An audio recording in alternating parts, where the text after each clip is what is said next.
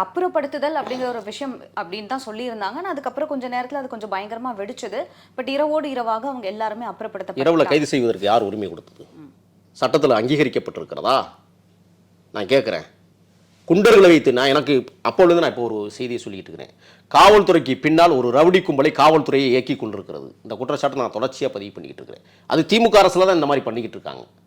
அன்னைக்கு என்ன நடந்ததுன்னா 3:30 மணிக்கு உயர்நீதிமன்றத்தினுடைய தீர்ப்பு சட்டத்திற்கு உட்பட்டு அப்புறப்படுத்துங்கள் தான் சொன்னது. ஆனால் 3:30 மணிக்கு கிட்டத்தட்ட 17 பேருந்துகள் வரிசையாக நிறுத்தப்பட்டது. சரி, மானத்தோடு மரியாதையோடு இவர்கள் இந்த பெண்களை கைது செய்து நடத்துவார்கள் என்று நாம் எதிர்பார்த்தோம். 3:30 6:30 மணி வரை ஒரு பரபரப்பு உருவானது. ஏன்னா அன்னைக்கு காலையில் நீதிமன்ற தீர்ப்புக்கு முன்னாலேயே தமிழ்நாடு பகுஜன் சமாஜ் கட்சியினுடைய மாநில தலைவராக இருக்கிற மரியாதைக்குரிய பொற்குடி ஆம்ஸ்ட்ராங் வந்து அங்கே களத்தில் நிற்கிறாங்க. ஏன் இதை நான் இப்போ கொண்டு போகிறேன்னு சொன்னால், இன்றைக்கி அது எப்படி மடைமாற்றம் செய்யப்பட்டிருக்கிறது என்றால், ஆம்ஸ்ட்ராங் டீம் உள்ளே போனதுனால தான் இந்த ஆர்ப்பாட்டம் பிசுபிசுத்தது என்கிற அபாயகரமான ஒரு குற்றச்சாட்டை திமுகவுடைய ஐடிவிங்கில் இருக்கிற அயோக்கிய பேலுக்கு இன்றைக்கி தொடர்ச்சியாக எழுதிட்டு இருக்காங்க.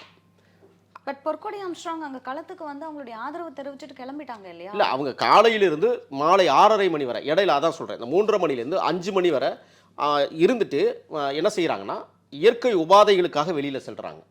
அப்படி செல்லும் பொழுது எல்லாருமே வெளியில் போகிறாங்க. கொஞ்ச நேரத்தில் அவங்க என்ன சொல்லிட்டு போகிறாங்க, அந்த இயற்கை உபாதைக்காக போகிற போது என்ன சொல்கிறாங்கன்னா, உங்களை கைது செய்தால் முதல் ஆளாக நான் தான் கைது செய்யப்படுவேன், நான் திருப்பி வருவேன், கொஞ்ச நேரத்தில் வந்துடுறேங்கிறாங்க. திருப்பியும் பேருந்தில் கொண்டாந்து நிறுத்துறாங்க.